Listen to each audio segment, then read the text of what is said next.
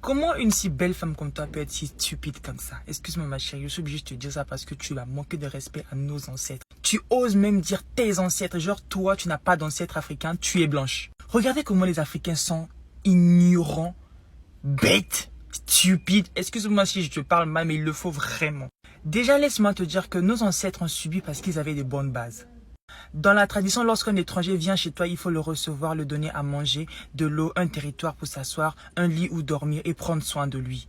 C'est ça qui a fait tuer nos ancêtres, parce que lorsque les étrangers étaient arrivés, ils les ont reçus, ils les ont donnés à manger, ils les ont donné même des territoires où dormir ou travailler. Ils ont signé des accords avec eux. Pourquoi? Par amour et non pas parce qu'ils devaient être prudents. Parce que pour eux, ils se disaient que normalement, lorsqu'une personne vient chez vous, il faut l'accueillir avec un cœur sincère. Ils n'ont même pas une idée que les gens viendront pour leur déstabiliser et tout. Et même lorsqu'ils ont su qu'il y aura des gens qui viendront leur détruire, ils ont dit que non, ces gens viendront nous trouver avec une bonne moralité, ils changeront.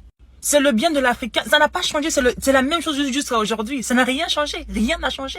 On vit la même chose jusqu'à aujourd'hui. Les Chinois nous maltraitent dans leur pays, mais quand ils viennent chez nous, ils sont des rois, rien n'a changé.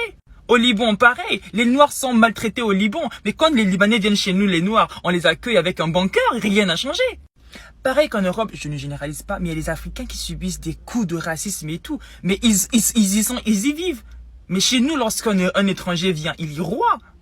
Tout étranger qui met pied en Afrique est roi, il fait ce qu'il veut. Ils ont des entreprises, ils ont des maisons, ils continuent à nous dompter. C'est pas parce que nous avons des mauvaises bases, non, c'est parce que nous avons un cœur, on sait aimer, on sait accueillir, on sait vivre avec des gens. C'est ça le mauvais côté qui a fait secouer nos ancêtres.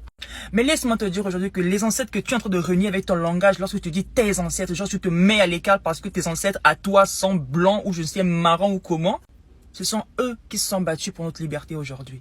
Oui, pendant l'époque coloniale, il y a eu des rois et reines qui se sont levés pour se battre pour nos peuples. Ils ont donné leur vie pour nous. Si toi et moi aujourd'hui nous ne sommes plus esclaves, c'est parce qu'il y a eu des Africains noirs de nos terres qui se sont levés pour se battre pour notre cause.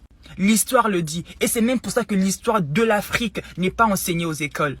Parce que le système colonial qui est toujours dans nos écoles ne veut pas qu'on puisse savoir notre histoire. Et c'est pour ça que moi, Teresa Boams, je viens sur les réseaux pour perdre mon temps, pour parler à mes frères, leur montrer l'histoire qui n'est pas enseignée à l'école.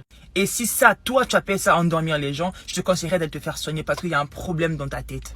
Tu es belle mais tu as une tête vide, ma chérie. Qu'est-ce qu'il y a? Mes paroles te dérangent ou tu n'es pas instruite? Je suis fier de parler de mes ancêtres parce que je connais mon histoire. Je ne passe pas mon temps à parler des ancêtres des autres, hein,